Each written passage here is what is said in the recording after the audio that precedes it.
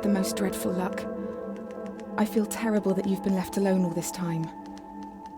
The traitorous Dr. Gray tried to steal the annular spectrum, a ring I developed to allow perception and alteration of colour. Some call them impossible colours. Impossible for Dr. Gray, maybe. Anyway, something went wrong. I turned a strange shade and became invisible. The ring, it fractured, scattering coloured shards far and wide. I stayed at home for many weeks, watching, waiting, existing on this coloured plane.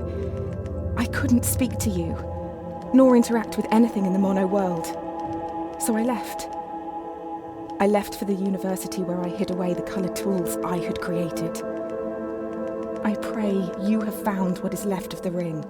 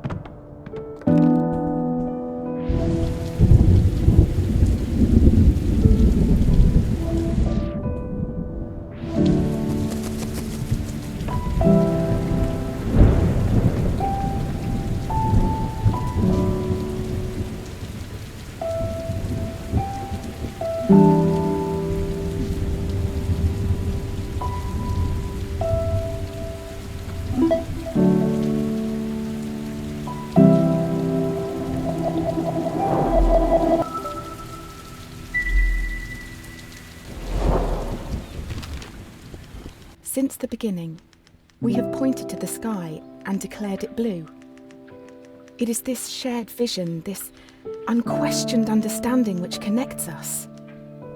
But are you really seeing blue the same way I see it? Perhaps blue is nothing more than a shade of grey to you. Perhaps everyone in this world sees nothing but shades of grey. Don't you see, Hugh? This is why we're here.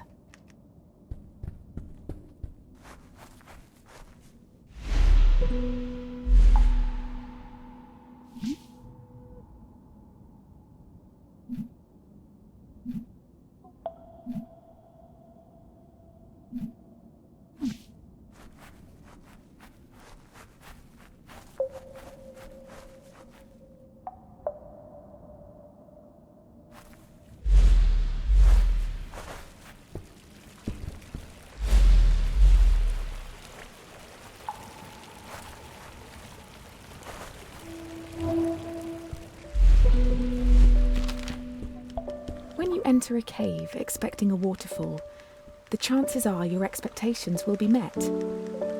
But if you discard those expectations, don't you think instead the cave will be full of surprises? I ask for you, Hugh, to abandon your expectations, to pull me back from the brink of unreality. I need you to see the world not for what it is, but but for what it can be.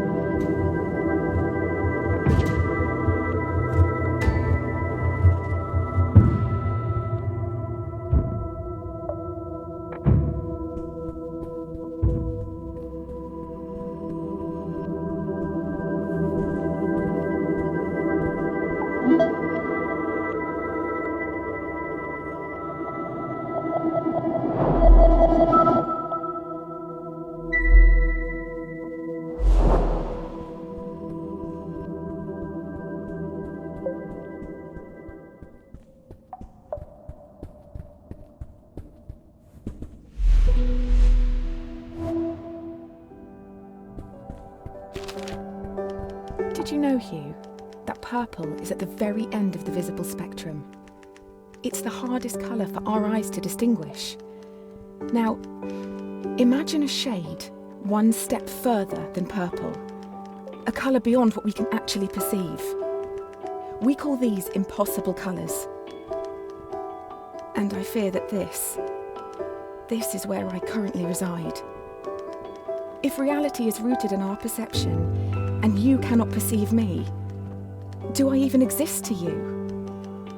I'm sure that I do. I mean, you're reading this letter, or at least I hope you are. I'm sorry, but existing in this strange state of impermanence does funny things to you, Hugh. It makes you question what is real.